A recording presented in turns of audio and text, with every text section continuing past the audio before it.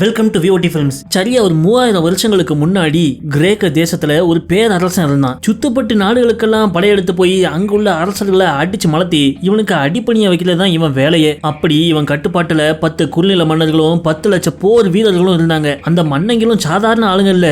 Will வித்தையில வல்லவன், சூழ்ச்சி செய்ததுல சாணக்கியன், ஸ்பார்டன்களோட தலைவன், தோரோட சுத்தியில தூக்கிட்டு சுத்துறவன்னு ஒவ்வொருத்தனும் ஒவ்வொரு ரகம். அதுலயும் ஒருத்தெல்லாம் வால் வித்தையில மட்டும் இல்லாம கோல் வித்தையிலையும் கில்லாடியா இருக்கான். ஆனா இத்தனை பேரை கூட வச்சிருந்தோம் இந்த பேரரசனால வீழ்த்தவே முடியாத ஒரு நாடு இருந்துச்சு. ஒரே ஒரு மாபெரும் மதில் சுவருக்கு உள்ள இருந்த அந்த நாட்டுக்குள்ள எதிரிகளோட நிழல் கூட இதுவரை நுழைஞ்சதில்ல. கடல் கடந்து இருக்கிற இந்த நாட்டை கபலீகரம் பண்ணியே தீர்வுன்னு மொத்த படையையும் கப்பல் ஏத்திட்டு இவன் படையெடுத்து வர அந்த நாட்டுக்கும் இந்த பெரும் படைக்கும் இடையில வந்து நிக்கிறான் அந்த ஜனங்களின் நாயகன் மகாவீரன் அகிலிஸ். இப்படி ஒரு வெறித்தனமான எபிக் ஆக்ஷன் படத்தை தான் இன்னைக்கு பார்க்க போறோம். இப்ப தியேட்டர்ல வசூலை குவிச்சிட்டு இருக்கிற கிறிஸ்டோபர் நோலனோட ஒடிசி படம் புரியணும்னா இந்த படத்தை பார்த்தே ஆகணும். ஆனானப்பட்ட நோலனையே மிரள விட்ட இந்த படத்தோட பேரு ட்ராய். கதை நடக்கிறது கிமு 3200 வருஷம். மைசீனியா அப்படிங்கிற ஒரு நாட்டுடைய அரசனான அகமெம்னான் அப்படிங்கிற ஒரு பேரரசன் பல வருஷங்களா போர் செஞ்சு கிரேக்க நாட்டுடைய குறுநில மன்னர்கள் எல்லாம் ஒன்னா சேர்த்து அவங்கள ஒரு கூட்டணிக்குள்ள தள்ளுறான். ஒரு போர்க்களத்தை காமிக்காங்க. அதுல இந்த மைசீனிய நாட்டு மன்னன் அகமெம்னான் அவன் படையை கூப்பிட்டு இன்னொரு மன்னர் எடுத்து போர் பண்றதுக்காக போயிருக்கான். அந்த மன்னனும் அவனோட படையை கூட்டு வந்து நிக்கான். 2 மன்னர்களும் களத்துக்கு நடுவுல சந்திச்சு பேசுறப்போ உன்னோட படை எடுத்துட்டு என் நிலத்தை விட்டு கிளம்பு அப்படின்னு அந்த எதிரி மன்னன் சொல்றான். ஆனா அகமெம்னானோ இப்படி பல மன்னர் என்கிட்ட சொல்லி நாசமா போயிருக்காங்க, நீயும் நாசமா போயிடாத, பேசாம சரண்டர் ஆயிரு, இந்த நாட்டை நீயே ஆளலாம், நான் எப்போ சண்டைக்கு கூப்பிடுறனோ அப்ப மட்டும் வந்தா போதும் அப்படிங்க. ஆனா அதுக்கு ஒத்துக்கிட மாட்டுக்கான். இப்ப போர்னு இறங்கினா என் சைட்ல 1000 பேர், உன் சைட்ல ஒரு 10,000 பேர் சாவான். அதுக்கு பதிலா இத பழைய முறையில செட்டில் பண்ணிக்கலான்னு அகமெம்னான் ஒரு ஐடியாவை சொல்றான். என்னன்னு கேட்டனா இவன் படையில உள்ள சிறந்த வீரனுக்கு எதிரா அவன் படையில உள்ள சிறந்த வீரன் சண்டை போடுவான். அகமெம்னானோட வீரன் ஜெயிச்சிட்டனா எதிரி மன்னன் சரண்டர் ஆயிட்டு இவனோட ஆட்சிக்கு கீழே வாழணும். இல்ல அந்த எதிரி மன்னன் ஜெயிச்சிட்டனா அகமெம்னான் நிலத்தை விட்டே போயிடுறேங்க. அதை கேட்ட உடனே அந்த மன்னனுக்கு சரியான சந்தோஷம். தப்பான முடிவு எடுத்துட்டே ஆகு அப்படின்னு சொல்லிட்டு இவன் தன்னுடைய சிறந்த வீரனான போகேரியஸ்னு ஒருத்தனை கூப்பிடுறான். பார்த்தா மலமாடு மாதிரி ஒருத்தன் வந்து நிக்கான். ஆள் இருக்கிற ஹைட்டுக்கும் சைஸுக்கும் 40 பேரை நசுக்கியே கொன்றுவான். கையில டபுள் ஈட்டியோட வந்து நிக்க இதை பார்த்த அகமெம்னான் அவனுடைய சிறந்த வீரனான அக்கிலிஸ கூப்பிடுறான். ஆனா கூப்பிட்டு 5 நிமிஷம் ஆச்சு, உள்ள இருந்து ஒருத்தனையும் ஆளை காணும். அதை பார்த்த அந்த எதிரி மன்னனோ போகேரியஸ பார்த்தா இப்படிதான்ப்பா, படையில இருக்கிறவன் பேண்ட கலத்திட்டு பேல போயிருவாங்க அப்படிங்க, என்னவே நக்கல அடிக்க பார்த்து பேசு அப்படின்னு அந்த அக்கு சொல்ல, அப்ப அவனுடைய படை தளபதி ஒருத்தன் ஓடி வந்து, தலைவரே அக்கிலிஸ் இன்னைக்கு படையோட சண்டை போட வரல அப்படிங்க. எங்க போனா அந்த நாய், அவனை எங்க இருந்தாலும் கூட்டுவாங்க அப்படின்னு இவன் ஆள் அனுப்பிவிட அங்க அகமெம்னானோட படை கேம்ப் இருக்கிற இடத்த காமிக்காங்க. உள்ள அக்கிலிஸ் அதிரி புதிரியா படுத்து கிடக்கான். அண்ணே மன்னர் உங்களை கூட்டு வர சொன்னார்னே அப்படிங்க, நானே ஜலபல ஜங்ஸ் பண்ணிக்கிட்டு ஜாலியா கனவு கண்டுகிட்டு இருக்கேன், என்ன ஏன் டிஸ்டர்ப் பண்ற அப்படிங்க. இப்ப நீங்க இல்லாம போனா என்ன போட்டு அடிப்பாங்க அப்படிங்க. சரி எல்லாம் எந்திரிச்சு கேடயத்தை கிடைத்த மாட்டிக்கிட்டு நம்ம அக்கிலிஸ் குதிரை ஏறி போர்க்களத்துக்கு வரான். அவன் வர்றதை பார்த்ததும் மொத்த அக்மெம்னான் படையும் அக்கனி குஞ்சுகள் மாதிரி எரியுறாங்க. குதிரையில இருந்து அக்கிலிஸ் இறங்கவும் அவனோட சைஸை பார்த்து ஆளு பொடியனா தான் இருக்கான் அப்படின்னு போகேரியஸ் ஒரு நம்மட்டு சிரிப்பு சிரிக்கான். அப்போ இவனுடைய மண்ணை அகமெம்னான் போருக்கு வர சொன்னா குப்பரை பத்தி தூங்கிட்டா இருக்க, உன்னை சாட்டையாலே வெளுக்கணும் அப்படிங்க. அதை கேட்டு அக்கிலிஸ் கடுப்பாடுறான். அவ்வளவு துடிப்பு இருந்தனா நீயே போய் அவங்கள சண்டை போட வேண்டியதானே அப்படின்னு அவன் திரும்பி கிளம்பி போவ அதை பார்த்த அகமெம்னானோட ராஜகுருவோ, தம்பி மன்னன் சொல்றத மனசுல வச்சுக்கிடாதப்பா, அவர் இப்படிதான் எப்ப பார்த்தாலும் புழுன்னு ஏதாவது பேசிக்கிட்டு கிடப்பாரு, நீ ஒருத்தன் சண்டை போட்டா இன்னைக்கு 1000 பேர் திரும்ப உயிரோட தங்க குடும்பத்திட்ட போய் சேருவாங்க, அப்படி இப்படி நீ எமோஷனலா பேசி நம்ம அக்கிலிஸ சண்டை போட ஒத்துக்கிட வச்சிடறாரு. இன்னொரு வாட்டி எகத்தலமா பேசுனீங்க, நீங்க தான் அவங்கள சண்டை போடணும் அப்படின்னு மன்னர்கிட்ட சைடு வாக்குல சொல்லிட்டு அந்த மலையான எடுத்து சண்டை போட போறான். மலையானும் ஒட்டம முறுக்கிக்கிட்டு வாடா அப்படின்னு சொல்லிட்டு கையில் உள்ள ஈட்டிகளை கொண்டேறிய அதுல இருந்து சாதுவா விலகின நம்ம ஆளு சரக்குன்னு வாழை உருகி தாவி சசிகுமார் ஸ்டைல்ல அவன் கழுத்திலே இறக்கிடுறான். அவ்வளவுதான், ஒரே குத்துல மலையான் மண்ணோடு விழுந்து சாஞ்சிடறான். நம்ம ஆளு அக்கிலிஸோ எதிரில் நிக்கிற அந்த படம் முன்னாடி போய் என் கூட சண்டை போட வேற எவனுக்காக தைரியம் இருக்காடே அப்படின்னு கேட்க எல்லாம் அவனும் அமைதியா இருக்கான். அங்க வந்து அந்த நாட்டு மண்ண, வீரனே உன் பேர் என்ன அப்படிங்க, என் பேர் அக்கிலிஸ், எங்க அப்பா பேர் பேலியஸ் அப்படிங்க, நான் உன் பேரை மட்டும் தான் கேட்டேன், இந்த அப்படி இந்த செங்கோல் என் நாட்டை யார் ஆள்றாங்களோ அவங்க கையில தான் இருக்கணும், இதை கொண்டு போய் உன் மண்ணன் கையில கொடு அப்படிங்க. அக்கிலிஸோ அந்த ஆளு என் மண்ணன் கிடையாது, வேணா நீங்களே போய் கொடுங்க அப்படின்ட்டு நம்ம ஆளு கிளம்பிடுறோம். அடுத்த சீன்ல ஸ்பார்ட்டா நாடா காமிக்காங்க. நம்ம அகமெம்னான் மன்னனோட தம்பியான மெனலஸ் ஸ்பார்ட்டா தேசத்து அரசன் ட்ராய் தேசத்துக்குள்ள சமாதானம் பேசுறதுக்காக அந்த நாட்டு இளவரசர்களை கூப்பிட்டுருக்கான். அந்த நாட்டு இளவரசர்கள் 2 பேரு அண்ணன் தம்பி. அண்ணன் பேர் ஹெக்டர், தம்பி பேர் பாரிஸ். மன்னன் மெனலஸ் நின்னு சமாதானம் பேசிக்கிட்டு இருக்கான். ஆனா தம்பி பாரிஸோ மெனலஸோட மனைவிக்கு ரூட்டு விட்டுக்கிட்டு இருக்கான். அதை பார்க்காத மெனலஸோ இனிமேல் நம்ம 2 பேரும் எதிரி நாடுகள் கிடையாது, அண்ணன் தம்பி நாடுகள் அப்படின்ட்டு அவங்களுக்கு வயனை ஊத்தி விட்டு 2 நாளும் சமாதான பேச்சுவார்த்தைக்கு ஒத்துக்கிறாங்க. அதை கொண்டாடலான்ட்டு அந்த மன்னன் மெனலஸ் வந்திருக்கிற விருந்தினர் எல்லாருக்கும் வயனையும் பொண்ணுகளையும் கொட்டி கூட்டுறான். ஆனா நம்ம இளவரசன் ஹெக்டர் ஹெக்டர் ஒயினை மட்டும் எடுத்துக்கிட்டு பொண்ணுங்க வேண்டான்றதான். என்னோட மனைவி எனக்காக ட்ராயில காத்துக்கிட்டு இருக்கா, அவளை தவிர வேற எந்த பொண்ணையும் நான் கண் எடுத்து கூட பார்க்க மாட்டேன் அப்படின்றதான். ஆனா அவன் தம்பி பாரிஸ் அவளத்துக்கு கட்டுப்பாடான ஆள் கிடையாது. இவன் அந்த மெனலஸோட மனைவி ஹெலனை இந்த 2 நாளும் சமாதானத்துக்கு ஒத்துக்கிட்ட கொஞ்ச நேரத்திலேயே ஓரமா தூக்கிட்டு போய் சாத்திடுறான். என்னன்னு கேட்டா இவங்க இங்க வந்து 2-3 நாளா நடந்த பேச்சுவார்த்தையில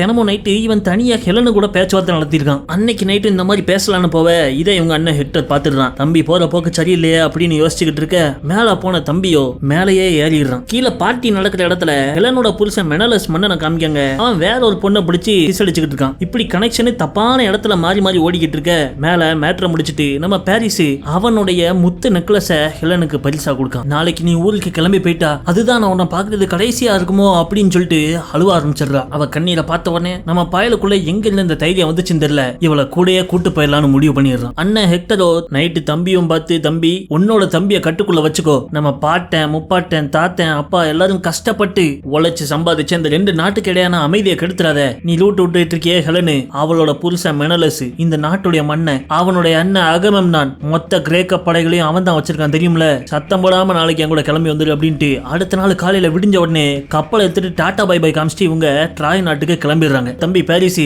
அண்ணா உங்களுக்கு என்ன பிடிக்குமா, எத்தனை எதிரிகள் வந்தாலும் அவங்ககிட்ட இருந்து என்ன காப்பாத்துவீங்களா அப்படின்னு கேட்கான். இல்ல தம்பி, இந்த மாதிரி நீ கடைசியா கேட்டது நம்ம அப்பா பாக்கெட்ல இருந்து 5 ரூபா திருடினப்போ, இப்ப என்னத்த திருடுன உண்மையா சொல்லி அப்படிங்க. அந்த கப்பலுக்கு கீழே உள்ள ரகசிய சேம்பருக்கு கூட்டு போறான். அங்க போய் பார்த்தா மெனலஸோட மனைவி ஹெலனு அங்க நிக்கா. அதை பார்த்த உடனே ஹெக்டர் ஷாக் ஆயிடுறான். இந்த பக்கம் மெனலஸோ மனைவியை காணும்னு அரண்மனையில மதம் பிடிச்ச மாதிரி சுத்திக்கிட்டு இருக்கான். அப்ப அவனுடைய அடியால் ஒருத்தன், தலைவரே உங்க மனைவி அந்த ட்ராய் நாட்டு இளவரசன் பாரிஸ் கூட கப்பல்ல ஏறி போனதை இந்த மீனவன் பார்த்திருக்கான் அப்படிங்க. கொய்யால என் வீட்டுக்குள்ளே வந்து அமைதி பேச்சுவார்த்தை நடத்துறேன்னு என் மனைவி ஆட்டையா போட்டு போயிட்டாங்களா, நம்ம கப்பல்களை ரெடி பண்ணுங்களா அப்படின்னு இவர் சண்டைக்கு கிளம்புறாரு. அதே நேரம் அந்த பக்கம் அரண்டு போன ஹெக்டரோ உடனே கப்பலை திருப்புங்க அப்படிங்க, இந்த பொண்ணை கொண்டு போய் அவன் புருஷங்களை ஒப்படைச்சு வந்துடலாம் அப்படிங்க. ஆனா நம்ம பாரிஸோ, அண்ணே நான் இவ்வளவு லவ் பண்றேன், ஆனா அதையும் மீறி நீ அவளை கொண்டு போய் அவன் புருஷன் கையில தான் ஒப்படைப்பான்னு சொன்னா நானும் அவ கூடயே போறேங்க. ஆனா இவன் போனா தலையை வெட்டி கம்பளை சொல்லிடலாம் மெனலஸ். வேற வழி இல்லாம அண்ணன் ஹெக்டரும் வர்றது வரட்டும் போட்டு பாத்துக்கலாம், கப்பலை நம்ம நாட்டுக்கே விடுங்களே அப்படின்றதான். அங்க மனைவியை ஓட விட்ட மெனலஸோ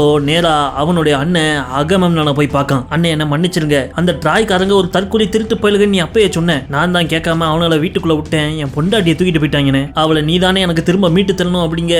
கண்டிப்பா தம்பி, உனக்காக இது கூட பண்ண மாட்டேனா அப்படின்னு அண்ணன்காரன் அகமெம்னான் அடிய போடுறான். நைட்டு அவன் ராஜகுருவோட தனியா ரூம்ல இருக்கிறப்போ என் தம்பி பொண்டாட்டி ஒரு முட்டா பயவுலான்னு நினைச்சேன், ஆனா இவ்வளவுக்கு நமக்கு பயன்படுவான்னு தெரியாம போயிட்டு இப்ப அவளை மீட்கிற சாக்குல ட்ராய் மேல போர் தொடுத்து அந்த நாட்டை என்னோட கண்ட்ரோல கொண்டு வர போறேன்னு ரகசிய திட்டம் தீட்டிக்கிட்டு இருக்கான். ஆனா அதை கேட்ட ராஜகுருவோ ட்ராயை வீழ்த்துறது அவ்வளவு சாதாரணமான விஷயம் கிடையாது, அந்த நாட்டுடைய மதில் சவர இந்நாள் வரைக்கும் எந்த ஒரு படையும் வீழ்த்தினதில்லை, நீ எவ்வளவு பெரிய படையும் கூட்டு போனாலும் சரி அக்கிலிஸும் அவனுடைய ஆட்களையும் கூட்டு போனா இந்த போரை ஜெயிக்க முடியாதுங்க. ஆனா அக்கிலிஸ்க்கும் அகமெம்னானுக்கும் சுத்தமா ஆகாது, அவன்கிட்ட போய் போருக்கு நான் எப்படியா கேட்பேன் அப்படிங்க. கவலைப்படாத, அவன் இந்த போர்ல பங்கேற்கணும்னா அதை ஒரே ஒரு ஆளால மட்டும்தான் பண்ண முடியும் அப்படின்னு ராஜகுருவோட ஐடியா சொல்றான். அப்படியே சீனை கட் பண்ணி காமிச்சா கிரீஸ் நாட்டுல உள்ள இத்தாக்காங்கிற ஒரு நகரத்தை காமிக்காங்க. அந்த நகரத்துடைய மன்னன் கிங் ஒடிசியஸ். அகமெம்னான் ஒடிசியஸையும் அவனுடைய படையினரையும் இந்த போர்ல கலந்துக்க சொல்லி அவரை கூப்பிடுறதுக்கு ஆள் அனுப்பியிருக்கான். அகமெம்னான் கூப்பிட்டது கணங்க அவரோட சேர்ந்து ட்ராய்க்கு எதிராக போர் தொடுக்க தாம் படையோட கிளம்பி போறாரு. அதே நேரத்துல கிரீஸ் கடலோரத்துல இருக்கிற ஒரு சின்ன நகரத்தை காமிக்காங்க.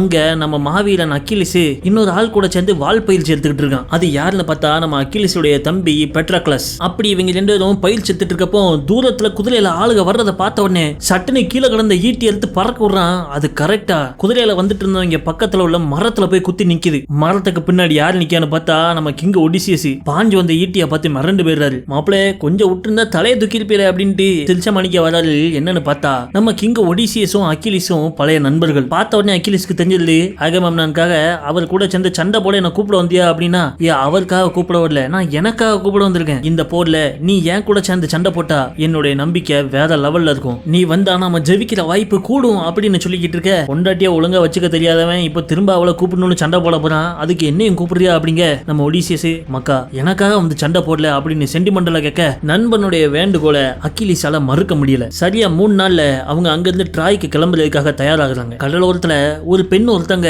சிப்பி எடுத்துக்கிட்டு காத்துக்கிட்டு இருக்காங்க. அது யாருன்னு பார்த்தா இவனுடைய அம்மா. அந்த நாட்டுக்காரங்க அக்கிலீஸோட அம்மாவை சாகாவரம் பெற்ற சூனியாக்காரின்னு சொல்லுவாங்க. அவங்களால எதிர்காலத்தை கூட பார்க்க முடியும்னு சொல்லுவாங்க. அவனே இந்த போருக்கு நீ போவாத, இந்த போருக்கு நீ போகாம இருந்தா நீ ஒரு நல்ல பொண்ணா பார்த்து கட்டி குழந்தைகளை பெற்று வாழ்க்கை சீரும் சிறப்புமா செம்மையா போகும். ஆனா அதே நேரம் நீ இந்த போர்ல கலந்துக்கிறதுக்காக கிளம்பி போனா உன் பேர் உலகெங்கும் பரவும். ஆனா அந்த போர்ல இருந்து நீ திரும்ப வரமாட்ட அப்படிங்காங்க. பேரா ஃபிகரா அப்படின்னு யோசிச்ச அக்கிலீஸ் நமக்கு பேர் தான் முக்கியம்னு கப்பல் ஏறி அகமெம்னன் படையோட சேர்ந்து ட்ராயை நோக்கி புறப்படுறான். கிரேக்க நாடுகள்ல இருந்து சுமார் 1000 கப்பல் ட்ராயை நோக்கி படையெடுக்குது. இங்க ட்ராய் நாட்டை காமிக்காங்க. கோட்டச்சவர் வாசல் திறக்க அமைதி பேச்சுவார்த்தை நடத்த போன ட்ராய் கூட்டம் திரும்ப வருது. இவங்களுடைய அப்பா ட்ராய் நாட்டுடைய அரசனான மன்னர் பிரியம் தன்னுடைய பசங்களை அன்போட வரவேற்கிறார். அப்போ பாரிஸ், அப்பா இவ தான் ஹெலனு, நான் கட்டிக்க போற பொண்ணு அப்படின்னு இன்ட்ரோடியூஸ் பண்ண, வாமா மருமவளை அப்படின்னு அவளையும் அரண்மனைக்குள்ள கூட்டு போறாங்க. அப்ப நம்ம ஹெக்டர் உள்ள வர அவனுக்காக காத்திருந்த அவனுடைய மனைவி கை குழந்தையோட ஓடி வந்து கணவனை கட்டி பிடிக்க. அது மட்டும் இல்லாம அரண்மனைக்குள்ள இருந்து இன்னொரு பொண்ணு பாரிஸ் அத்தான் அப்படின்னு சொல்லிட்டு ஓடி வரா. யாருன்னு பார்த்தா இவ பேர் பிரிசைஸ், நம்ம பாரிஸுக்கு அத்தை பொண்ணு. ட்ராய் நகரத்திலேயே ரொம்ப அழகான பொண்ணு. ஆனா கடவுள் வழிபாடு பண்ண போறன்னு கன்னியாஸ்திரியா போயிட்டா. அன்னைக்கு மதியம் நம்ம இளவரசன் ஹெக்டர் அவங்க அப்பாவோட தனியா பேசுறான். அப்ப இவங்க ஐயா பிரியமோ அந்த மன்னர் மெனலஸ்க்கு சமாதான தூதுவர்களை அனுப்பலாம் அப்படிங்க. இது சமாதான தூதுவர்களா? போறவங்களை எல்லாம் சமாதி ஆக்கி விட்டுருவான் அந்த ஆளு. சொன்னா கேளுங்கப்பா, இந்த பிள்ளை ஹெலனை கப்பல் ஏத்தி திரும்ப அவங்க நாட்டுக்கே அனுப்பி விட்டுருங்க. ஆனா அவங்க ஐயாவோ என் மவன் ஆசைப்பட்டுட்டான், இப்ப இந்த பிள்ளைய அனுப்பி விட்டா அவனும் கூடயே போயிருவான், அதை என்னால பண்ண முடியாதுப்பா. பல நூற்றாண்டுகளா நம்ம நாட்டுடைய இந்த மதில் சவலை யாருமே அடிச்சது கிடையாது. நமக்கு சூரிய கடவுளான அப்போலோவே துணை இருக்காருப்பா. சின்ன வயசுல நீ காய்ச்சல் வந்து அமலகுண்டியா படுத்து கிடந்தப்போ அவர் தான் காலையில உன்ன உயிரோட பழக்கி வச்சார். அதே மாதிரி இப்போ நமக்கு இந்த போர்ல வெற்றியும் கொண்டு வருவாரு அப்படின்னு கடவுள் மேல நம்பிக்கை போட்டு கம்பீரமா நிக்காப்ல. இந்த பக்கம் நம்ம பாரிஸோட ரூம காமிக்காங்க.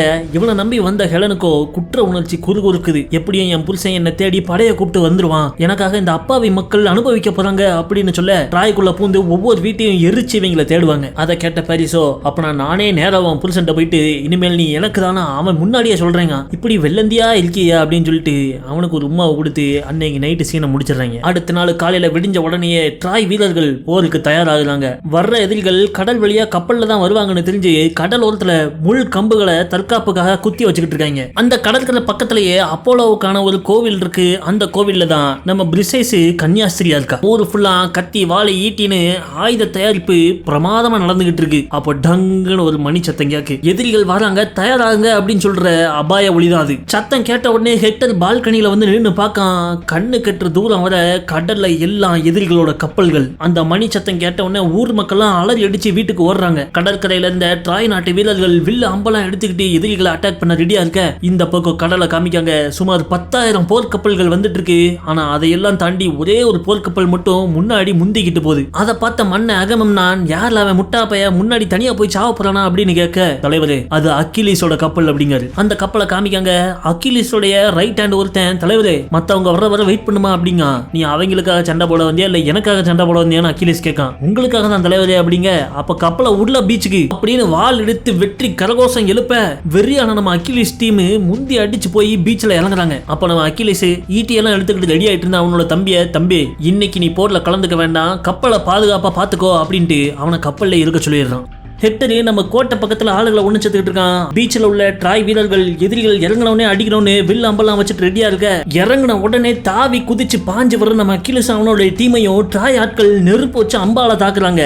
அதை கொஞ்சம் கூட பொருட்படுத்தாம நம்ம அக்கிலீஸோட டீமே முன்னேறி ஓடுறாங்க. வர்ற அம்பு தாக்குதல்கள்ல ஒரு 10 பேர்கிட்ட மண்டைய போட்டுற. அதை பார்த்துட்டு இருந்த கப்பல்ல உள்ள அகமெம்னானு, இன்னும் சாவதேக்கின போறாங்களா அப்படின்னு நக்கலா பேசுறான். ஆனா இங்க அக்கிலீஸ் டீமோ அவங்களோட கேடயத்தை வச்சு ஒரு பெரிய ஷீல்டு மாதிரி உருவாக்கி எதிரிகள் பக்கத்துல போகும் ஸ்பார்டன் ஸ்டைல்ல கேடயத்தை உடைச்சுக்கிட்டு பாஞ்சு போய் வெட்டுறாங்க. இதை பார்த்த கடல்ல வர்ற கப்பல்ல உள்ள எல்லா படையினரும் அக்கிலீஸ்னு கோஷம் போடுறாங்க. அதை பார்த்த அகமெம்னானுக்கு வயிற்றுச்சலாகுது. இதை பார்த்த பின்னாடியே கப்பல்ல வந்துட்டு இருந்த அஜாக்ஸ் அப்படிங்கிற இன்னொரு பெரிய வீரன் அங்க பாரியா அக்கிலீஸ நெருப்பு மாதிரி போய் சண்டை போட்டுக்கிட்டு இருக்கான். நம்ம என்னெல்லாம் இவ்வளவு மெதுவா போறோம்னு சொல்லிட்டு படகு ஓட்டுறவனை தூக்கி தூர வீசிட்டு இவனே உட்காந்து படகு ஓட்ட ஆரம்பிக்கான். இவன் யாருன்னா அகமெம்னான் படையோட ஒரு முக்கிய தளபதி. அப்போ கீழே அக்கிலீஸோட ஆட்கள் ட்ராய் வீரர்களை போட்டு வெளுத்துக்கிட்டு இருக்க. இதை அந்த பக்கமா வந்த அதை பார்த்த ஹெக்டர் அவங்களுக்கு உதவுங்க அப்படின்னு சில ஆட்களை அனுப்பி விட்டுட்டு இவன் நேரா பீச் பக்கத்துல இருக்கிற இந்த அப்போலோ கோயிலுக்கு போறான். நம்ம அகிலிஸ் டீமும் வழியில வர்ற ஒவ்வொருத்தனையும் கொண்டுட்டு நேரா அந்த அப்போலோ கோயிலுக்கு தான் வராங்க. அதுக்குள்ள ரெண்டாவது கப்பலா இந்த மலமாட அஜெக்ஸோட கப்பல் வந்துட்டு கீழே இறங்கின அஜெக்ஸ் கையில வச்சிருக்கிற ஒரு பெரிய ராட்சச இரும்பு சுத்தியில வச்சு எல்லா மண்டையும் செதற விடுறான். இங்க அகிலிஸோ தன்னந்தனியா அப்போலோ கோயிலுக்குள்ள போய் அங்கிருந்த வீரர்கள் எல்லாரையும் கொண்டு முடிச்சல. கரெக்டா அவன் டீம் வரவும் கோயிலுக்குள்ள இருக்கிற தங்கம் வெள்ளி எது வேணுமோ எல்லாத்தையும் எடுத்துக்கோங்கன்னு அவன் ஆளுங்களை அனுப்பி விடுறான். அப்போ அகிலிஸோட ரைட் ஹேண்ட் ஒருத்தன் தலைவரே அப்போலோ கடவுள் எல்லாத்தையும் பார்த்துக்கிட்டு இருக்காரு, அவர் கோயில நம்ம சூறையாடுறது நமக்கே கேடா முடியக்கூடும் அப்படிங்க. அதை கேட்ட அகிலிஸ் முன்னாடி இந்த அப்போலோ சிலையோட தலைய துண்டா வெட்டிடுறான். யார்ல இவன் சின்ன பையன், இந்த கடவுள் எதிரிகளை ஆதரிக்கிறவன், இவன் நமக்கு கடவுள் இல்ல அப்படின்னு சொல்ல அப்ப கரெக்டா ஹெக்டர் அவன் ஆளுங்களோட அங்க வரான். அதை பார்த்த அகிலிஸ் அவனோட ரைட் ஹேண்ட்ல இருந்து ஒரு ஈட்டிய வாங்கி 1 கிலோமீட்டர் தூரத்துல வர்றவன் மேல ஈட்டியை தூக்கி வீச ஹெக்டரோட தளபதி சங்கிலே ஈட்டி சொல்லி கீழே விழுந்துடுறான். அந்த ஈட்டி இருக்கல பார்த்த ஹெக்டர் தன்னால வாயடைச்சு போயிடுறான். தன்னுடைய தளபதியை கொண்டு சும்மா விட மாட்டேன்னு சொல்லிட்டு ஹெக்டர் அவன் ஆளுங்களோட அந்த கோயிலுக்குள்ள வர இவங்க உள்ள வரவும் குரிலா தாக்குதல் நடத்துறாங்க.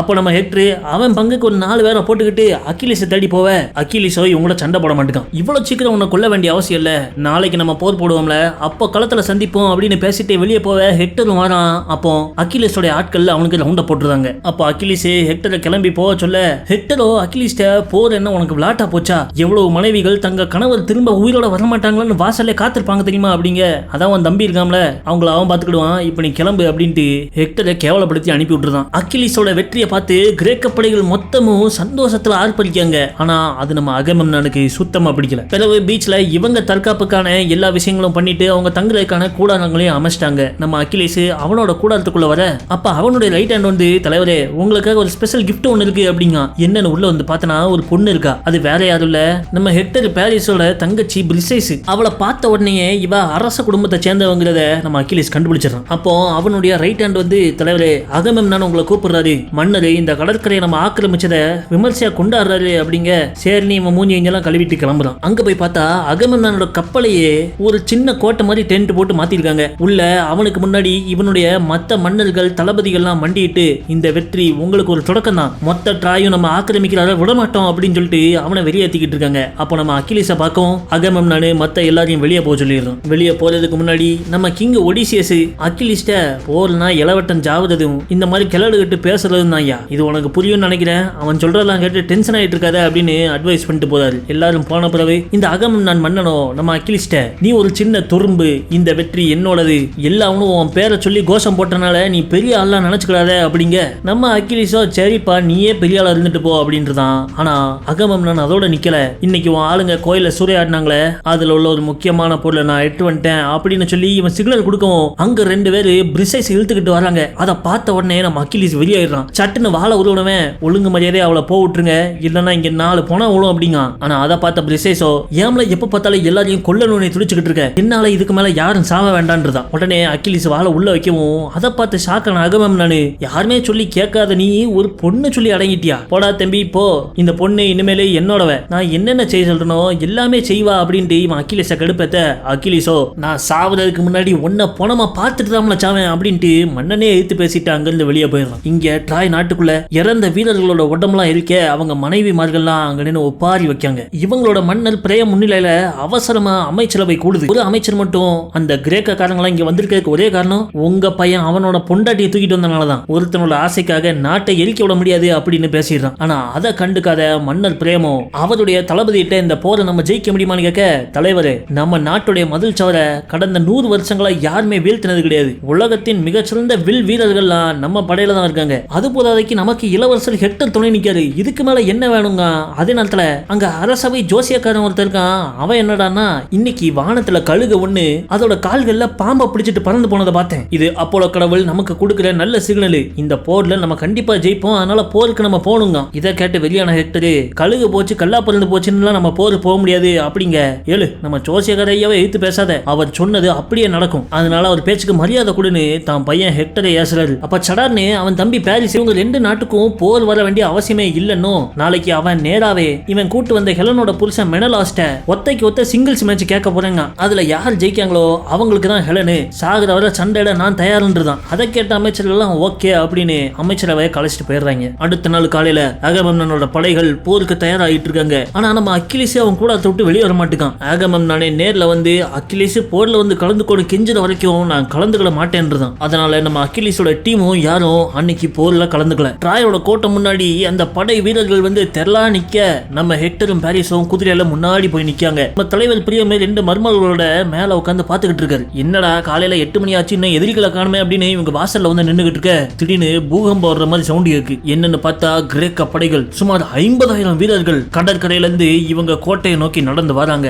அவங்க காலடி சத்தத்திலேயே நம்ம ஆளுகளுக்கு வயிறு டர் ஆகுது. அப்ப அவனுங்களும் படையோட வந்து முன்னாடி நிக்க நம்ம ஹெக்டர் பாரிஸ் மட்டும் முன்னாடி பேச போறாங்க. அகமெம்னான் நம்ம ஹெக்டர்ட்ட ட்ராயை சரண்டர் பண்ண சொல்றான். ஆனா நம்ம ஹெக்டர் மூஞ்சில் அடிச்ச மாதிரி பேசி விட்டுதான். அதை கேட்டு கடுப்பானவன் அப்பனா போர் தான் அப்படின்னு சொல்ல பாரிஸ் உள்ள போந்து எதுக்கியா போர் பண்ணணும், நான் அவர் பொண்டாட்டியை கூட்டு வந்தேன், எனக்கும் அவருக்குள்ள பிரச்சனை, இதை நாங்களே ஒத்தைக்கு ஒத்த சிங்கிள்ஸ் மேட்ச் போட்டு தீர்த்துக்கிறோம், வேற யாரும் இதுல தலையிட வேண்டாம் அப்படிங்க அகமெம்னானோ முடியாதுன்னு சொல்லிடுறான். ஆனா உடனே மெனலஸ் ஓடி போய் அவங்க அண்ணன்ட்ட என்ன என் பொண்டாட்டி அவன் தூக்கிட்டு போயிருக்கானே, ஊர்ல எல்லாரும் என்ன கேவலமா பேசுறாங்க, நான் அவன் கூட சிங்கிள்ஸ் மேட்ச் போட்டு அவனை போட்டு தள்ளிடுறேன், அதுக்கப்புறம் நீ என்ன வேணாலும் பண்ணு, இந்த நாட்டை நாசமாக்கி எனக்கு ஒன்னும் பிரச்சனை இல்லைன்றதான். அதனால அகமெம்னானும் ஓகே சொல்லிடுறான். பிறகு இவங்க 2 பேரும் சிங்கிள்ஸ் மேட்சுக்கு தயாராகிறாங்க. நம்ம ஹெக்டர் பாரிஸ்ட இல்ல அவனை நேரா போய் அடிக்க பார்க்காத, அவனை அடிக்க விட்டு விலகி ஓடிக்கிட்டே இரு, கொஞ்ச நேரத்துல ஆளு சோர்ந்து போயிருவான், அதுக்கப்புறம் அவனை போட்டு தெரியலான்னு அப்படின்னு தம்பிக்கு தந்திரங்களை சொல்லி கொடுத்துட்டு வரான். பாரிஸ் ஒரு கேடை ஏத்தியும் அந்த ட்ராய் வாழையும் எட்டு போவே எதிர்த்தாப்புல மெனலஸ் 2 பேருக்கும் சண்டை நடக்கு. அதுல மெனலஸ் நம்ம பாரிஸ் அசால்ட்டா அடிச்சு படுக்க போட்டுருதான்.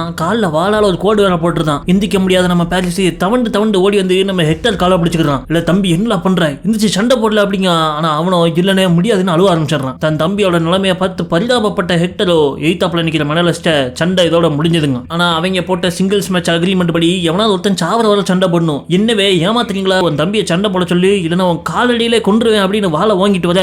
அதை பார்த்த ஹெக்டர் தம்பியை காப்பாத்த சட்டுன்னு வாழை உருவி மெனலஸ் நெஞ்சிலே சொல்லிடுறான். அவ்வளவுதான் அகமெம்னான் படை சும்மா நெருப்பு மாதிரி பாஞ்சு வர நம்ம ட்ராய் தேசத்துக்காரங்களும் மதில் சோர் மேல இருக்கிற வில்வித்தக்காரங்க எல்லாம் அம்ப தயாரா வைக்க சொல்றான். அதெல்லாம் கண்டுக்காத கிரேக்க படையோ நேரா வந்து ட்ராய் வீரர்கள் மேல மோத இவங்க அம்புகளை விட்டு வர்றவங்க எல்லாம் சரன்னு போட்டு தள்ளுறாங்க. இந்த கூத்தை எல்லாம் நம்ம அக்கிலிஸ் அவன் டீமும் தூரத்தில் நின்று பார்த்துக்கிட்டு இருக்காங்க. என்னவே முட்டாப்பாய மாதிரி அம்புல போய் விழுந்து சாவுறாங்களான்னு சொல்லிட்டு மேல அக்கிலிஸ் நின்று புலம்பிக்கிட்டு இருக்கான். அந்த போர்ல பங்கேற்கிற கிங் ஒடிசியஸும் யாரும் முன்னாடி போவாதீங்கன்னு கத்துறாப்ல. ஆனா எவனும் கேட்ட மாதிரி இல்ல. ஏன்னா ஒடிசியஸ் ஒரு தளபதி தான். இந்த மாதிரி இன்னும் 9 தளபதி அந்த படையில இருக்காங்க. அவங்க எல்லாம் அவங்க ஆளுங்களை கூப்பிட்டு முன்னாடி போயிடுறாங்க. போய் அம்புகள்ல விழுந்து சாவ பிறகு 2 கூட்டத்துக்கும் சரியான போர் நடக்க ஆரம்பிச்சிருது. அந்த போர்ல நம்ம ஹெக்டர் மலை மாதிரி இருக்கிற ஒருத்தர் நம்ம ஆளுகளை எல்லாம் தூக்கி போட்டு மிதிக்கானு அப்படின்னு பாத்துறான். யாருன்னு பார்த்தா அஜெக்ஸ். இவனை முடிச்சாவணும் அப்படின்ட்டு ஹெக்டர் குதிரையில போவ அஜெக்ஸ் குதிரையவே அடிச்சு படுக்க போட்டுதான். பிறகு இவங்க 2 பேருக்கும் முரட்டுத்தனமான சண்டை நடக்குது. அதுல அஜெக்ஸ் பயங்கர பலசாலியா இருக்கான். ஆனா நம்ம ஹெக்டர் அவனை விட ரொம்ப விவேகமான ஆளு. அஜெக்ஸோட வயிற்றுல வாழை சுருவி அவன் கொடலை சலிச்சிடறான். அஜெக்ஸே கீழே சாஞ்சிட்டாங்கிறத பார்த்த கிரேக்க படையினருக்கு நம்பிக்கை போயிட்டு, அது மட்டும் இல்லாம ஆளுங்கெல்லாம் கொத்த சாவறதை பார்த்த உடனே எல்லாரும் திரும்ப கப்பலுக்கு போங்க அப்படின்னு பின்னங்கால் படல் அடிக்க ஓட ஆரம்பிச்சிடுறாங்க. இல்ல அவன் நம்மளை பார்த்து ஓட ஆரம்பிச்சிட்டான், இனிமே நமக்கு அவன் அடிமைன்னு சொல்லிட்டு நம்ம ட்ராய் ஆளுங்களும் இதுதான் வாய்ப்புன்னு அவங்கள கொல்ல பின்னாடியே துரத்திட்டு வர கிரேக்க படை கடற்கரையில ஒரு வில் டீமை ரெடியா வச்சிருக்காங்க. நம்ம ட்ராய் வீரர்கள் பின்னாடியே துரத்திட்டு வரவும் ரேஞ்சுக்குள்ளவும் கரெக்டா அவங்க அம்புகளை விட நல்ல வேலைக்கு கரெக்டான நேரத்துல ஹெக்டர் அவன் ஆளுகளை தடுத்து நிறுத்திடுறான். இன்னைக்கான போர்ல ட்ராய் தேசம் வெற்றி அடைஞ்சிட்டாங்க. நம்ம இப்ப அவங்களை அட்டாக் பண்ண வேண்டாம், அவங்க திரும்ப வந்து நம்மளை தாக்கினா நம்ம பாத்துக்கலாம் அப்படின்ட்டு ஹெக்டர் அவன் ஆளுங்களெல்லாம் திரும்ப கோட்டைக்குள்ளே கூட்டு போயிடுறான். பிறகு அன்னைக்கு நைட்டு நம்ம ட்ராய்காரங்களும் எதிரிக்காரங்களும் களத்துல இறந்து போனா அவங்க ஆளுங்க உடம்பெல்லாம் கலெக்ட் பண்ணிட்டு போயிடுறாங்க. கடற்கரையில மன்னன் அகமெம்னான் தன்னுடைய தம்பியான மன்னன் மெனலஸ் அஜெக்ஸ் இவங்க எல்லாருக்கும் கொல்லி வைக்கான். அப்ப தம்பியை இழந்த துக்கத்துல இருந்த அகமெம்னான் இந்த போர் முடியறதுக்குள்ள ட்ராய் தேசத்தை நெருப்புல எரிச்சு சாம்பலாக்குவேன்னு தம்பி உடம்பு மேல சத்தியம் பண்றான். பிறகு அன்னைக்கு நைட்டு துக்கத்துல தண்ணியை போட்டிருக்கப்போ அவனோட ராஜகுருவும் மன்னர் ஒடிசியஸும் கூட இருக்காங்க. நம்ம படை வீரர்கள் நம்பிக்கையெல்லாம் உடைஞ்சிட்டு நாளைக்கு காலையில ஊரை பார்க்க ஓடிடலான் இருக்காங்க அப்படிங்க. மன்னர் ஒடிசியஸோ இந்த நிலைமை மாறணும்னா ஒரே ஒருத்தனால மட்டும்தான் முடியும். நாளைக்கு போர்ல நம்ம படையோட அக்கிலிஸும் அவனோட டீமும் சேர்ந்து சண்டை போடணுங்க. ஆனா அகமெம்னானோ அவன்கிட்ட போய் என்னால கெஞ்ச முடியாதுன்னு சொல்லிடுறான். கவலைப்படாதீங்க, உங்களுக்காக நான் போய் பேசுறேன்னு சொல்லிட்டு ஒடிசியஸ் அக்கிலிஸ்ட பேச போறான். ஆனா அவன்கிட்ட பேசணும்னா அதுக்கு அகமெம்னான் பிடிச்சு வச்சிருக்கானே அக்கிலிஸ்க்கு பிடிச்ச பிரிசைஸ் அவளை ரிலீஸ் பண்ணணும். அவ எங்க அப்படின்னு கேட்டா இந்த பக்கிப்பைய அகமெம்னானே இன்னைக்கு போர்ல தோல்வி அடைஞ்சால வீரர்களை கொஞ்சம் சந்தோஷப்படுத்தலான்னு அவளை கொண்டு போய் வீரர்கள்ட்ட கொடுத்துட்டானா. அங்க கடற்கரையில பார்த்தனா ஒரு 7-8 முரட்டு வீரர்கள் நம்ம பிரிசைஸ் வச்சு விளையாண்டுகிட்டு இருக்க. அப்ப உள்ள புந்த அக்கிலிஸ் அவனுங்களை அடிச்சு பிரிசைஸை காப்பாத்தி அவன் கூடாரத்துக்கு கொண்டு போயிடறான். இதுல பிரிசைஸ் பிரிசைஸ் லைட்டா ஸ்லிப் ஆயிடுறா. அன்னைக்கு நைட்டு அவங்க 2 பேருக்குள்ள சங்கமம் ஆயிடுது. காலையில விடியறப்போ அக்கிலிஸ் காதல்ல விழுந்துட்டான். அதனால தன்னுடைய ஆட்கள்கிட்ட இனிமேல் நம்ம எந்த பொருளையும் சண்டை போட போறது இல்ல, பெட்டி பிடிக்கலாம் பேக்கப் பண்ணுங்கடே, நம்ம வீட்டுக்கு போறோம் அப்படின்னு அவன் ஆளுங்களுக்கு ஆர்டர் கொடுத்துறான். அப்ப கரெக்டா மன்னர் ஒடிசியஸ் வந்து அக்கிலிஸ்ட பேச்சுவார்த்தை நடத்தி போர்ல கலந்துக்க சொல்லான்னு வரான். ஆனா தன்னுடைய நெருங்கிய நண்பனான ஒடிசியஸ் சொன்னதையே நிராகரிச்சு, இல்லப்பா இனிமேல் இந்த சண்டை சச்சரவுலாம் எனக்கு சரி வராது அப்படின்ட்டு போர்ல கலந்துக்க மறுத்துறான். அப்ப அங்க வந்து அவனோட தம்பி பெட்ராக்ளஸோ, என்னன்னே பேசிக்கிட்டு இருக்க, நம்ம நாட்டுக்காரன் எல்லாம் அங்க போய் நாட்டுக்காக உயிரை விட்டு செத்துக்கிட்டு இருக்கான், நீ வீட்டுக்கு கிளம்பணுங்க அப்படிங்க. இல்ல அவனுங்க எல்லாம் ஒரு கிறுக்கு பைய மன்னன் பேச்சை கேட்டு தாறுமாறா பண்ணிக்கிட்டு இருக்காங்க, நமக்கு அது சரி வராது, நான் உனக்கு மூத்தவன், நான் சொல்றதை கேளு, நம்ம வீட்டுக்கு போறோம் அவ்வளவுதான் அப்படின்னு சொல்லிட்டு கோவமா சொல்லிட்டு அக்கிலிஸ் கூடாரத்துக்குள்ள போயிடுறான். அதே நேரத்துல அங்க ட்ராயோட அமைச்சரவையை காமிக்காங்க. அந்த படை தளபதி, அந்த அரசவை ஜோசியக்காரன் எல்லாருமே கடவுள் நமக்கு நல்ல சிம்பிள்ஸ் எல்லாம் கொடுத்துட்டு இருக்காரு, இந்த கிரேக்கக்காரங்கள அடிச்சு நிக்க ஓட விட்டுலாமே அப்படிங்காங்க. ஆனா நம்ம ஹெக்டர் ஒரு ஆள் மட்டும்தான், எப்பா இவங்க சொல்ற பேச்செல்லாம் கேட்காதீங்க, நேத்து போர் நடந்ததுல நம்ம ஜெயிச்சதுக்கு முக்கிய காரணம் அக்கிலிஸ்ங்கிற ஒருத்தனும் அவன் டீமும் படையில சண்டை போடல, அப்பனா அவங்களுக்குள்ள ஏதோ ஒரு பிரச்சனை ஓடிக்கிட்டு இருக்குன்னு அர்த்தம், இப்ப நம்மளா போய் அட்டாக் பண்ணா அவங்க ஒண்ணு சேர்ந்துருவாங்க, அப்புறம் நமக்கு திதி பண்ண வேண்டியதான் அப்படிங்க. ஆனா அப்பா தன்னுடைய பையன் பேச்சை கேட்காம அரசவை ஜோசியர் சொல்ற பேச்சை கேட்டு கடவுளை சிக்னலை கொடுத்துட்டாருன்னா இன்னைக்கு கொடைதான் அப்படின்னு சொல்லிட்டு அடுத்த நாள் காலையில 4 மணி வாக்குல அவங்க தூங்கிட்டு இருக்கும் போது அவங்கள அட்டாக் பண்ணி சோழியை முடிச்சிடும்னு உத்தரவு போட்டுருந்தாரு. இங்க நம்ம அக்கிலிஸும் அவனோட ஆளுங்களோ அவங்களோட பொருள் டென்ட் எல்லாத்தையும் கலத்தி கப்பல்ல ஏத்திட்டாங்க. அக்கிலிஸ் பிரிசைஸையும் தன்னோட வர சொல்லி கூப்பிடுறான். நீ இந்த வெட்டு குத்து சாவு இதெல்லாம் விடுறேன்னு சொல்லு, நான் வாரேன் அப்படின்னு சொல்ல புது வாழ்க்கையை தொடங்குற கனவோட நைட்டு 2 பேரும் படுத்து தூங்குறாங்க. ஆனா அந்த கனவுல பெரிய குண்டை தூக்கி போடுற மாதிரி இந்த ட்ராய் தேசத்து வீரர்கள் அன்னைக்கு நைட்டு இவங்கள அட்டாக் பண்றாங்க. பெரிய பெரிய நெருப்பு பந்துகள் எல்லாம் உருட்டி விட்டு இவங்களோட கூடாரத்தெல்லாம் எரிச்சிட தூங்கிட்டு இருந்த கிரேக்க வீரர்கள் அலறி அடிச்சு வெளியே ஓடி வந்துடுறாங்க. அவங்க எந்த ஷாக்ல இருந்து மீள்றதுக்குள்ளேயும் அவங்க கூடாரங்கள்லாம் எரிஞ்சிட்டு அப்படியே நாள் விடியுது. பார்த்தனா ட்ராய் தேசத்து வீரர்கள் ஏகப்பட்ட பேரு பின்னாடி கடல் இருக்க இவங்களை நெருக்கி சுத்த போட்டுறாங்க. ஜோலி முடிஞ்சவடா அப்படின்ட்டு எல்லாவனும் பயந்து போய் நின்னுகிட்டு இருக்க. அப்ப திடீர்னு அங்க அக்கிலிஸ் கேடையும் வாழை ஈட்டி எல்லாம் கொண்டுட்டு திம்முன்னு ஓடி வரான். அத பார்த்த உடனே பயந்து நின்ன கிரேக்க படையெல்லாம் அக்கிலிஸ் வந்துட்டானு சந்தோஷத்திலையும் தைரியத்திலையும் கத்தி கூச்சல் போடுறாங்க. சும்மா மாட்டுத்தனமா அடிச்சுக்கிறாங்க. அந்த சண்டைக்கு மத்தியில நம்ம ஹெக்டருக்கும் அக்கிலிஸுக்கும் 1-on-1 சிங்கிள்ஸ் நடக்குது. சட்டுன்னு ஒரு கணத்துல நம்ம ஹெக்டர் அக்கிலிஸ் சங்க அறுத்துறான். அவனுடைய ரைட் ஹேண்ட் எல்லாம் இதை அலறி போய் பார்க்கான். King Odysseus மிரண்டுறான். அப்பதான் கீழே சரிஞ்சு விழுந்தவனோட ஹெல்மெட்டை கலத்தி பார்த்தா அது அக்கிலிஸ் கிடையாது, அக்கிலிஸோட தம்பி பெட்ராக்ளஸ். அவன் ஒரு சின்ன பையன், அவனை தெரியாதனமா கொண்டுட்டோமேன்னு நம்ம ஹெக்டருக்கு மனசு குறுகுறுக்க இன்னைக்கு போற இதோட நிறுத்திக்குவோம், எதா இருந்தாலும் நாளைக்கு பாத்துக்கலாம் அப்படின்னு அவன் ஆளுங்களை கூப்பிட்டு கிளம்பில மன்னர் ஒடிசியஸும் அதுக்கு ஒத்துக்கிட்டு கிரேக்க படையை கூப்பிட்டு வந்துடுறாங்க. இவங்க எல்லாம் போர் உடை மேல ரத்தமும் கித்தமும் இருக்கிறத பார்த்த அக்கிலிஸோ, என்னுடைய உத்தரவை மீறி நீங்க சண்டைக்கு போயிருக்கீங்க என்னல அப்படின்னு கேட்க, அப்பதான் அவங்க பெட்ராக்ளஸ் இவனோட ட்ரெஸ் இவனோட கேடயத்தெல்லாம் தூக்கிட்டு வரவும் இவர் தான் கூட்டு போறாரு நினைச்சு அவங்க சண்டை போட்டதை சொல்றாங்க. உடனே அலறி போன அக்கிலிஸ், என் தம்பி பெட்ராக்ளஸ் எங்க அப்படிங்க. ஹெக்டர் அவரை சங்கர்த்துட்டான் அப்படிங்க. அதை கேட்ட அக்கிலிஸ்க்கு மதம் பிடிச்சிருது. தகவலை கொண்டு வந்த தன்னுடைய ரைட் ஹேண்டை அடிச்சு சங்கிலே மிதிச்சுட்டு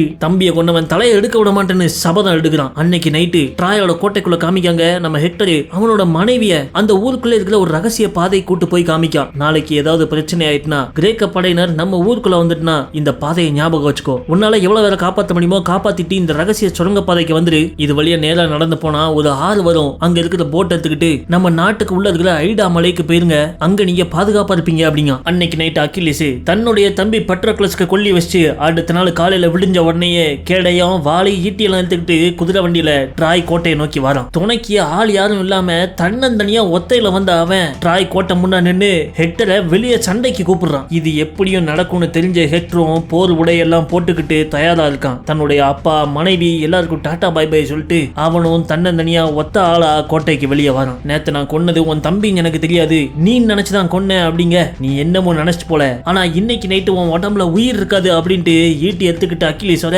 இவங்க 2 பேருக்குள்ளேயும் சண்டை ஆரம்பிக்கி அக்கிலிஸ் எப்பேற்பட்ட பீஸ்ட் அப்படிங்கறத அவனோட வால் வித்தையில காமிக்கான். ஆனா நம்ம ஹெக்டர் ஒன்னும் குறைஞ்சவன் கிடையாது. அக்கிலிஸோட கேடயத்துல அவன் வாளால ஒரு கோடை போட்டுறான். ஆனா 2 பேரும் இப்படி ஈக்குவலா தீவிரமா சண்டை போட்டுட்டு இருக்கப்போ கால்ல ஒரு கல்லு தட்டி நம்ம ஹெக்டர் கீழே விழுந்துற காலு சொலிக்கிறது. அதுக்கு பிறகு அவனால முழு பலத்தோட சண்டை போட முடியல. அந்த கேப்ல அக்கிலிஸ் ஹெக்டரை சொல்லிடுறான். ஆனா அவனை கொன்னதோட மட்டும் இல்லாம செத்தது ஒரு நாட்டோட இளவரசன் கூட பார்க்காம அவன் உடம்ப அவன் குதிரை வண்டியில கட்டி தரன்னு அவன் நாட்டு மக்கள் முன்னாடியே இழுத்து கொண்டு போயிடுறான். இதை பார்த்த ஹெக்டர் அப்பா பிரியாம மனசுடைஞ்சு போயிடுறாரு. நேரா கொண்டு போய் தான் கூடத்துக்கு வெளியே போட்டு அவன் உள்ள போவ தன்னுடைய அண்ணனை கொண்டுட்டான்னு தெரிஞ்ச பிரிசைஸ் சோகத்துல வெளியே போய் கடற்கரையில உட்கார்ந்துடுறா. அக்கிலிஸ் மட்டும் நைட் அவன் கூடத்துல தனியா உட்காந்துருக்க முக்காடு போட்டு ஒரு மர்ம ஆசாமி உள்ள வராரு. யாரு அப்படின்னு இவன் பார்த்துட்டு இருக்கும் போதே நேரா வந்து அக்கிலிஸ் முன்னாடி மண்டி போட்டு அவனோட கைகளை பிடிச்சு முத்தம் கொடுக்காரு. அக்கிலிஸ்க்கு ஒரு மாதிரி ஆயிருது. யாருவே நீரு அப்படின்னு கேட்க, உலகத்துல யாருமே பண்ணாத ஒரு விஷயத்தை நான் பண்ணிருக்கேன், என் மகனை கொன்னவன் கைக்கு முத்தம் கொடுத்திருக்கேன் அப்படின்னு சொல்ல அக்கிலிஸ் அறந்து போயிடுறான். பார்த்தா வந்திருக்கிறது ட்ராய் நாட்டுடைய மன்னர் பிரியம். அந்த நாட்டுடைய இளவரசனான என் பையனை சகல மரியாதையோட ஒழுங்கா அடக்கம் பண்ணாதான் அவன் ஆத்மா சாந்தி அடையும் அப்படின்னு இவர் கெஞ்சி வந்து கேட்க, இவ்வளவு பெரிய மன்னரா இருந்தாலும் தான் பையன் உடம்புக்காக இப்படி கெஞ்சி வந்து கூணி குறுகி நிக்காரங்கிறத பார்த்து அக்கிலிஸ் மனசே உடைஞ்சிருது. கொஞ்ச நேரம் கழிச்சு என்ன வெளியே சந்திங்க அப்படின்னு சொல்லிட்டு அக்கிலிஸ் வெளியே போய் ஹெக்டரோட உடம்ப ஒரு துணியில வச்சு கட்டி, உங்க பையன் உடம்ப நீங்க இங்க இருந்து பாதுகாப்பா எடுத்து போலாம், யாரும் உங்களுக்கு எந்த தொந்தரவும் பண்ண மாட்டாங்க அப்படின்ட்டு அக்கிலிஸ் வாக்கு கொடுக்கான். அது மட்டும் இல்லாம அவங்களோட அரச முறைப்படி இளவரசன் இறந்தனால 12 நாள் துக்கம் அனுசரிப்பாங்களாம். ஆக 12 நாளுக்கு எந்த ஒரு கிரேக்க வீரனும் உங்க நாட்டை தாக்க மாட்டான், இது என்னுடைய வாக்கு அப்படின்னு பிரியமுக்கு வாக்கும் கொடுத்துறான். கரெக்டா கடற்கரையில இருந்த பிரிசைஸ் அங்க வாரா. அவளை பார்த்த உடனே, மோளே நீ இன்னும் உயிரோட தான் இருக்கியா அப்படின்ட்டு பிரியமே அவளை வண்டியில ஏத்துறாரு. நம்ம அக்கிலிஸும் நீ உன் குடும்பத்திட்டே திரும்ப போலான்ட்டு அவன் காதலையும் தாண்டி அவளை போக விடுறான். எதிரி நாட்டை 12 நாளுக்கு தாக்க மாட்டோன்னு அக்கிலிஸ் கொடுத்த வாக்கு கேட்டு அகமெம்னான் கடுப்பாயிடுறான். அதே நைட்டு ட்ராய் நாட்டுக்குள்ள நம்ம ஹெக்டரோட உடம்புக்கு சகல மரியாதையோட இறுதி சடங்கு பண்ணி கொல்லி வைக்காது அவங்க அப்பா. அன்னைக்கு நைட்டு கடற்கரையில வீரர்கள்லாம் உட்காந்து சாப்பிட்டுக்கிட்டு இருக்கப்போ நம்ம ஒடிசியஸ் பக்கத்துல அவன் டீம்ல உள்ள வீரன் ஒருத்தன் ஊர்ல உள்ள தான் குழந்தைக்காக குதிரை பொம்மை ஒண்ணு செதுக்கிட்டு இருக்கான். அதை பார்த்த உடனே ஒடிசியஸ்க்கு ஒரு ஐடியா வருது. உடனே அவன் ஆளுங்களை எல்லாம் திரட்டி ஏகப்பட்ட மரக்கட்டைகளை கொண்டு வந்து ஒரு இடத்துல கொட்ட சொல்றான். அதே நேரத்துல அக்கிலேஸ் காமிக்காங்க. அவன் தன்னோட ரைட் ஹேண்ட போயிட்டு, மாப்பிள்ள நீ வாழ்நாள் ஃபுல்லா எனக்கு உண்மையான நண்பன் வந்திருக்க, அன்னைக்கு உன்னை சங்கல மிதிச்சு அடிச்சிருக்க கூடாது, என்ன மன்னிச்சிரு, காலையில நம்மளோட பொருள் எல்லாம் பேக் பண்ணிட்டு டீமை கூப்பிட்டு நீ ஊருக்கு போயிரு, இதான் நான் உனக்கு கொடுக்குற கடைசியான, எனக்கு இங்க சில வேலை இருக்கு அதை முடிச்சிட்டு வரேன்னு சொல்லிட்டு தன்னுடைய டீமுக்கு டாடா பாய் பாய் சொல்லிடுறான். அப்படியே 12 நாட்கள் ஓடிடுது. 12 நாள் கழிச்சு பார்த்தனா ட்ராயோடைய ஒற்றன் ஒருத்தன் ஊருக்குள்ள நல்ல செய்தியோட வரான். என்னன்னு பார்த்தா எதிரிகள் எல்லாமே திரும்ப அவங்க நாட்டுக்கே ஓடி போயிட்டாங்க. ஆச்சரியத்துல நம்ம மன்னர் பிரியம் முக்கியமான ஆளுகளை கூப்பிட்டு கடற்கரையில வந்து பார்த்தா ஒரு பெரிய மர குதிரை பொம்மை மட்டும் இருக்கு. கப்பல்கள் எதையுமே காணும். அப்ப கீழே சில வீரர்கள் செத்து கிடக்காங்க. அவங்க உடம்புல கருப்பு கருப்பா வளையம் இருக்கு. இத பிளேக் நோய்னு சொல்லுவாங்க. கிரேக்க நாட்டு வீரர்களுக்கு மத்தியில பிளேக் நோய் பரவனால அவங்க நாட்டை விட்டே ஓடிட்டாங்க போல. எப்பவும் கடல் மார்க்கமா இந்த மாதிரி பயணம் செய்யறதுக்கு முன்னாடி கடலின் கடவுளான பொசைடனுக்கு ஒரு பரிசை காணிக்கையா கொடுத்துட்டு போனாதான் அவங்க பயணம் சரியா இருக்குங்கிறது நம்பிக்கை. அதனால இந்த பெரிய மர குதிரை பொம்மைய பொசைடனுக்கு காணிக்கையா விட்டுட்டு போயிருக்காங்க. இதை நம்ம ஊருக்குள்ள இருக்கிற பொசைடன் கோயிலுக்கு முன்னாடி போய் வைக்கணும் அப்படிங்காரு. அதை கேட்ட பிரியமோட படை தளபதியும் அவர் மகன் பாரிஸும், இல்லப்பா இது எதிரிகள் விட்டு போனது, அவங்க பண்ண பொம்மையை கொண்டு போய் நம்ம காணிக்கையா கொடுக்கணும், இது இங்கே எரிச்சிருங்க. ஆனா பிரியம் வழக்கம் போல இவங்க பேச்ச கேட்காம அந்த ஜோசியக்கார பயவுள்ள பேச்ச கேட்காரு. உடனே எல்லாம் ஏற்பாடு பண்ணி அன்னைக்கே அவங்க ஊருக்குள்ள 6 வாரத்தோட அந்த ராட்சச குதிரை பொம்மையை உள்ள கொண்டு வராங்க. அதே நேரம் அன்னைக்கு சாயங்காலம் வெளியே காமிக்காங்க. ட்ராய் நாட்டை சேர்ந்த வீரன் ஒருத்தன் ரோந்து படையில ஈடுபட்டு இருக்கான். அப்போ அவன் ஊருக்கு வடக்க இருக்கிற மலை வழியா போயிட்டு இருக்கப்போ கவனிக்கான். இவங்க கடற்கரையில இருந்து காணாம போன மொத்த கிரேக்க படை கப்பல்களும் அங்க உள்ள வடக்கு மலைக்கு பின்னால கடல்ல ஒளிஞ்சிருக்காங்க. அதை பார்த்த உடனே ஊருக்கு செய்தி சொல்லலான்னு திரும்புறான். அதுக்குள்ளயும் 2 அம்பு பாஞ்சு வந்து இவனை குத்தி கொன்றுது. அன்னைக்கு நைட்டு ட்ராய் ஊருக்குள்ள மக்கள் எல்லாம் தூங்க போயிட்டாங்க. அப்பதான் நமக்கு காமிக்காங்க இது சாதாரண குதிரை பொம்மை இல்ல, அதுக்குள்ள கிரேக்க வீரர்கள் ஏகப்பட்டவர் ஒளிஞ்சிருக்காங்க. ஊர் அடங்கின அப்புறம் பலகைகளை பிரிச்சுக்கிட்டு நைஸ் போல உள்ள இருந்து வெளியே இறங்குறாங்க. அந்த குதிரை பொம்மைக்குள்ள இருந்து நம்ம அக்கிலேஸும் வெளியே வரான். அவன் வெளியே வந்த உடனே ஊர்ல அரண்மனை இருக்கிற இடத்தை நோக்கி ஓடுறான். நம்ம ஒடிசியஸோட டீம் நேரா ஊரோட முன்வாசலுக்கு போய் அங்க பாதுகாப்புக்கு இருந்த வீரர்களாம் கொண்டுட்டு அந்த கோட்டைக்குள்ள வர்றதுக்கான மெயின் கதவை திறந்து தீப்பந்தத்தை வச்சு மேல வெளியே இருக்கிற ஆட்களுக்கு சிக்னலை காமிச்சிடுறாங்க. நைட்டோட நைட்டா கிரேக்க படைகள் மொத்தமும் ட்ராய் தலைநகரத்துக்குள்ள வந்து வீரர்கள் மக்கள்னு எல்லாரையும் வெட்டி கொள்ள ஆரம்பிச்சிடுறாங்க. தாய்மார்கள் கையில உள்ள குழந்தைகளை தூக்கி வீசி கொள்றது, பெண்களை பலவந்தம் படுத்துறதுன்னு இவங்க ரொம்ப அட்டூழியம் பண்ண ஆரம்பிச்சிடுறாங்க. சத்தம் கேட்டு வெளியே ஓடி வந்து பார்த்த மன்னர் பிரியமே தன்னுடைய நகரம் எரியறத பார்த்து மனம் கலங்கி போயிடுறாரு. அப்போ ஊருக்குள்ள வந்து அகமெம்னானோ, தம்பி நான் உனக்கு சத்தியம் பண்ண மாதிரி இந்த ஊரை எரிச்சிட்டோம்ல அப்படின்னு சொல்லிட்டு தனியா நின்று கத்திக்கிட்டு கிடக்கான். அப்போ மக்கள்லாம் தங்களோட உயிரை காப்பாத்த ஓடிக்கிட்டு இருக்க அக்கிலேஸ் ஊருக்கு மத்தியில இருந்த அரண்மனை மேல ஏறி வந்துடுறான். அங்க உள்ள வீரர்களை பிடிச்சு மிரட்டி பிரிசைஸ் எங்க அப்படின்னு கேட்க அவங்க எனக்கு தெரியாதுன்றதாங்க. ஆக இவன் ஊருக்குள்ள வந்திருக்கிற நோக்கமே பிரிசைஸ இவனோட நாட்டுக்காரங்கிட்ட இருந்தே காப்பாத்துறதுக்காக தான். அவளை தேடி இவன் அரண்மனைக்குள்ள அலைஞ்சுக்கிட்டு இருக்க. அதே நேரம் நம்ம ஹெக்டரோட மனைவியோ ஹெலனு, பாரிஸ் இன்னும் சில மக்களை கூப்பிட்டுக்கிட்டு அவளுடைய புருஷன் காமிச்ச அந்த ரகசிய சுரங்க பாதைக்கு வந்துடுறான். எல்லாரும் அதுக்குள்ள தப்பிச்சு போறாங்க. ஆனா நம்ம பாரிஸ் எங்க அப்பாவை என்னால தனியா விட்டு வர முடியாது அப்படின்னு ஹெலனு, ஹெக்டர் மனைவி இவங்களெல்லாம் அனுப்பி விட்டுட்டு இவன் மட்டும் வில்லையும் அம்பையும் எடுத்துக்கிட்டு அவங்க அப்பாவை பார்க்க வரான். அரண்மனைக்குள்ள வந்து பார்த்தா அந்த நாட்டுடைய போர் தளபதி ஒரு 20-30 வீரர்களை மட்டும் வச்சுட்டு நிக்காது. பாரிஸ் அவங்க கூட ஜாயின் அடிச்சுக்கிறான். அவங்க இருக்கிற ரூம் கதவுக்கு வெளியே மன்னர் ஒடிசியஸ் அவர் ஆட்களோட சேர்ந்து கதவை உடைச்சுக்கிட்டு இருக்காரு. கதவை உடைச்சுக்கிட்டு உள்ள வரவும் இவங்க எல்லாரும் தாக்க ஆரம்பிக்காங்க. பயங்கரமா சண்டை நடக்கு. அரண்மனைக்குள்ள பூந்த வீரர்கள் இருக்கிற ஒவ்வொரு ரூமா போய் எல்லாரையும் சூறையாடிக்கிட்டு இருக்க ஒரு ரூம்ல இந்த அரசவை ஜோசியக்காரன் உட்கார்ந்துருக்கான். கிரேக்கக்காரங்களை பார்க்கவும், வீரர்களே நான் கடவுளின் சேவகன் அப்படிங்க, வெளியே போல ஐயோக்கே பேல அப்படின்ட்டு அவனை பில்டிங்ல இருந்து தூக்கி வீசிடுறாங்க. பிறகு அந்த வீரர்கள் உள்ள போந்து அரண்மனைக்குள்ள இருந்த சாமி சிலைகளை எல்லாம் இடிச்சு கீழே தள்ள அதை பார்த்த பிரியமே உங்களுக்கு கொஞ்சம் கூட மரியாதை இல்லையா அப்படின்னு கதறிக்கிட்டு இருக்காரு. அப்ப அகமம்னான் பின்னாடி வந்து ஈட்டியால அவரை குத்தி கொண்டுதான். பிறகு அங்கிருந்து அவன் வெளியே போவ பிரிசேஸ் வெளியே இருக்கிற ஒரு கடவுள் சிலை முன்னாடி உட்காந்து பிரார்த்திச்சுக்கிட்டு இருக்கா. அப்ப நேரா போய் அவ பெடலிய பிடிச்சு தூக்குன அகமம்னான், நீ அக்கிலீஸ் கூட மட்டும்தான் படுப்பியோ, இன்னைக்கு நீ என்னோடவ அப்படின்னு சொல்லிட்டு அவளை பலவந்தம் படுத்த போறான். கரெக்டா அப்ப தூரத்துல அக்கிலீஸ் அதை பாத்துறான். இவளை காப்பாத்த ஓடி வந்துட்டு இருக்க. அங்க ஒரு ட்விஸ்ட், நம்ம பிரிசேஸ் கையில ஒரு கத்தியோட தான் உட்கார்ந்து இருந்திருக்கா. இவளை கொடுமை பண்ண பார்த்தா அந்த அகமம்னானோட கழுத்திலே கத்திய சொருக அவன் கழுத்தை பிடிச்ச மாணிக்கே கீழே படுத்து சரிஞ்சிடறான். அப்போ அங்க இருந்த வீரர்கள் பிரிசேஸ கொல்ல போவ சடார்னு உள்ள பூந்த அக்கிலீஸ் அவங்கள சரக்குன்னு வெட்டி வீசிடுறான். கரெக்டா அப்போ அங்க பாரிஸ் வந்துடுறான். சட்டுன்னு அம்பு எடுத்து அக்கிலீஸோட கணுக்காலே விட்டுறான். வெறியோட 4-5 அம்பை விட்டு அங்கேயே சாச்சிடுறான். சாவுறதுக்கு முன்னாடி அவன் பிரிசேஸ்ட ட்ராய் அழிய போகுது, நீ உடனே இங்கிருந்து கிளம்பணும், என்னை பத்தி கவலைப்படாம ஒரு நல்ல வாழ்க்கைய வாழு அப்படின்னு சொல்லிட்டு அவளுக்கு முத்தத்தை கொடுத்து அனுப்பிவிட அங்கேயே கீழே சுருண்டு விழுந்து செத்துறான். போரெல்லாம் முடிஞ்ச பிறகு காலையில காமிக்காங்க மன்னர் ஒடிசிஸ் இறந்து போன அக்கிலீஸ்க்கு இறுதி மரியாதை செலுத்தி அவன் உடம்புக்கு கொல்லி வைக்காது. இந்த பக்கம் ஹெக்டர் மனைவி ஹெலனு, பாரிஸ் இவங்க எல்லாருமே காப்பாத்தின அந்த கொஞ்சம் மக்களோட ஹெக்டர் சொன்ன மாதிரியே அவங்க நாட்டுக்குள்ள இருக்கிற ஐடா மலைக்கு பாதுகாப்பா வந்து சேர்ந்துடுறாங்க. இதுதான் ட்ராயில நடந்த அந்த ட்ரோஜன் வாரோட முடிவு. அது நடந்து 10,000 வருஷம் ஆயும் இன்னைக்கும் அக்கிலீஸ் பேரை இன்னும் யாரும் மறக்கவும் மாட்டாங்க அப்படின்னு ஒடிசியஸ் சொல்ற மாதிரி அந்த படத்தை முடிச்சிடறாங்க. அதை சொல்லியிருந்த விதம் உங்களுக்கு பிடிச்சிருந்தா நம்ம வீடியோக்கு லைக் பண்ணி உங்க சப்போர்ட்டை காமிங்க. வீடியோ பார்த்ததுக்கு நன்றி.